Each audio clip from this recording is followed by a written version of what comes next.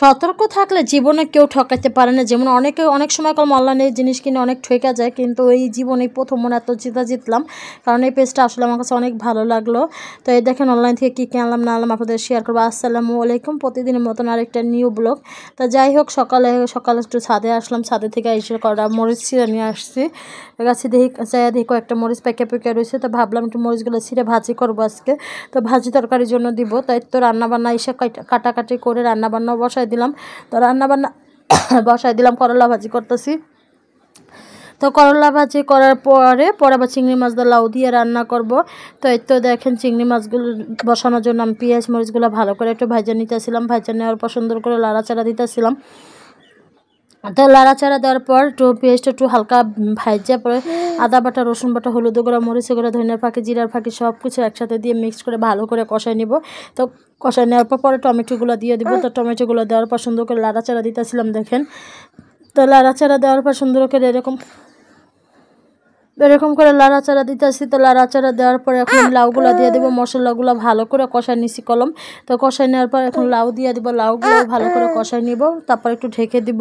তো এই তো লাউটা ভালো করে মশলার সাথে মিক্স করে পরে ঢেকে দিলাম। তো ঢেকে দেওয়ার পর এখন লাড়াচাড়ার উপরে একটু লাড়াচাড়া দিতেছিলাম যে একটু ওদিক করে। তো এখন একটু আবার ভালো করে কষাইয়ে এখন পানি দিয়ে দিব। পানি দেওয়ার পর চিংড়ি মাছগুলো দিব। এই চিংড়ি মাছটা আমি আগার মাথাগুলো একটু বেটে পরে চিংড়ি মাছটা একটু পানি দিয়ে ভালো করে একটু কষাই নিয়েছি, মানে একটু কষাই নিয়ে পরে এরকম একটা কালার আসলে এরকম করে চিংড়ি মাছ খেতে অনেক ভালো লাগে রান্না করলে।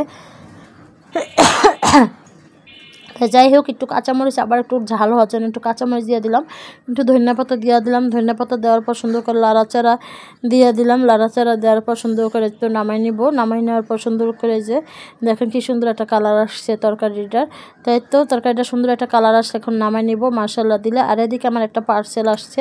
তো এটা আমি 3-4 দিন আগে অর্ডার দিয়েছিলাম, একটা ডিম রাখার একটা হোল্ডার আর হচ্ছে মগ রাখার একটা হোল্ডার। যাই হোক, দেখেন আমি তো ভাবছিলাম কত কিছুই না, তাই দেখেন মানে জিনিস হিসাবে অনেক সুন্দর করে প্যাকেটিং করছে, কত বড় প্যাকেটিং করছে। তো আমি বিকালবেলা একটু খুলে নিতেছিলাম যে দেখি জিনিসগুলো কেমন। তো আমি তারপরেও সবসময় চেক করে আনি না, বাট ওদিনকে আমি কিছু মানে টেবিলে একটা কাবার আনছিলাম, চেক না করে আমি এমন ঢস খাইছি, তো এই জন্য আমি চেক করে আনছি যে এটা ঠিক আছে কিনা।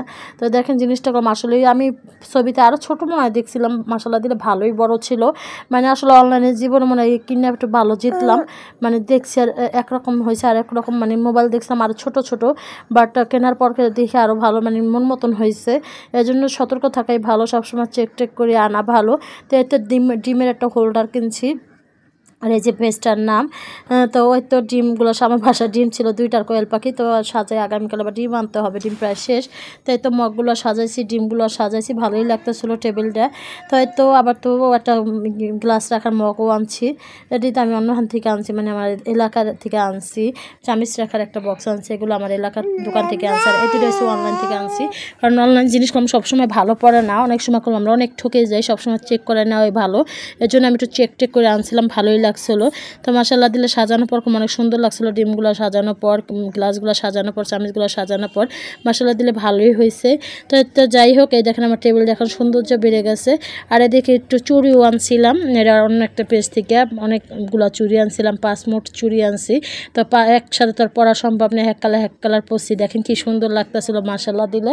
আর এরকম করে সুন্দর কাছের চুড়ি এখনও পরা হয় না, বাট আজকে পরছি, ভালোই লাগতেছিলো। দেখি সুন্দর একটা কালারও আসছে, কি সুন্দর যে ভিউ লাগতেছিল হাতটা মাশাআল্লাহ দিলে। তো চুড়িগুলো কেমন হচ্ছে একটু কমেন্টে জানাবেন। দেখেন এক সময় এক কালার চুড়িগুলো পরছি, গাছের কাছে নিচে বা বারান্দা গেলাম গাছের কাছে। তো দেখেন কি সুন্দর মাশাআল্লাহ, এত কিউট লাগতেছিল চুড়িগুলো।